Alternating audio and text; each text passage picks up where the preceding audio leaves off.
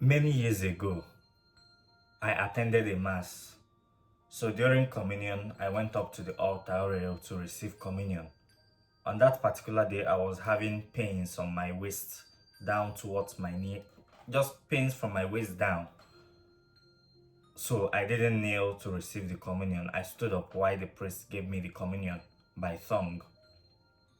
After the mass, a concerned parishioner came to me, asked to speak with me for a while. I said, okay, that's fine. So she drew me aside and said she was disappointed in me at mass today. I was like, what have I done? And she said, out of everybody, that she doesn't expect me to stand while receiving the body and blood of Christ. So I explained my reason, saying, yes, it wasn't actually how I received the communion. I like to receive in the most profound way. Not that all the other ways are wrong, but that is not my topic for today. So she emphasized on the fact that I'm supposed to kneel while receiving the communion. Reflecting on today's gospel reading and seeing the Pharisees point out that Jesus didn't perform some sacrifices which they consider very important, and Jesus make them to know that the outside show is not really what is important, but what comes from within us, our intention for doing the things we do. My reception of the Holy Communion while standing is not a sign of me showing God that I'm too big to kneel to receive the communion. That wasn't my intention.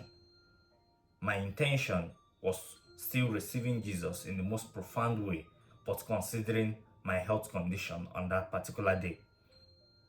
Some people still frown at certain things, certain exterior behaviors people show. Yes, sometimes those exterior behaviors shows the inbuilt nonchalancy in some Christians, but most times it is not. An example again is people who rather prefer to receive communion by tongue and then see everybody who receives communion on their palm as being evil or doing the wrong thing, and are very quick to condemn anybody they see in such act. Receiving the communion by tongue while kneeling is very profound, is very good. But remember that there's somebody can actually kneel to receive the communion without having the intention to adore Jesus in the Holy Eucharist.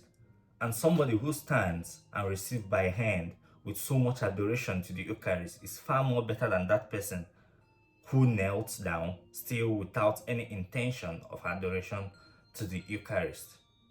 This does not in any way rule out the importance of our physical posture, our physical reverence, our physical show of adoration or respect in the church or anywhere. It doesn't take out the fact, because some people will now say, yes, the clothes I wear doesn't matter. What matters is that I love God.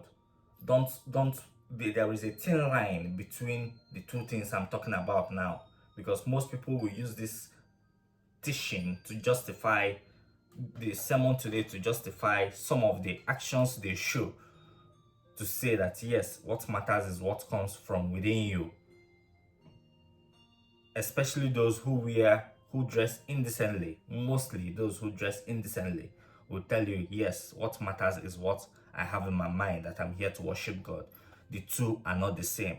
Do not confuse or convince yourself that I'm supporting your belief. Jesus in today's gospel reading is just pointing out that the most important thing we should focus on is our intention. And once that your intention is pure, it will reflect on your actions. Once that your intention is clean, it will reflect on your actions. Stop focusing on showing.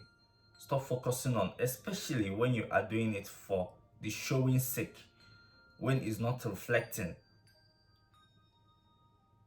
what you have within you, what you are thinking within you. Let us pray today, dear friends, for the grace to live out a good thought. Not to live a life of pretense, but to live a life of things we believe in, which are true, which are justified, which will give God glory. Thank you for joining me in today's The Word Nourishes.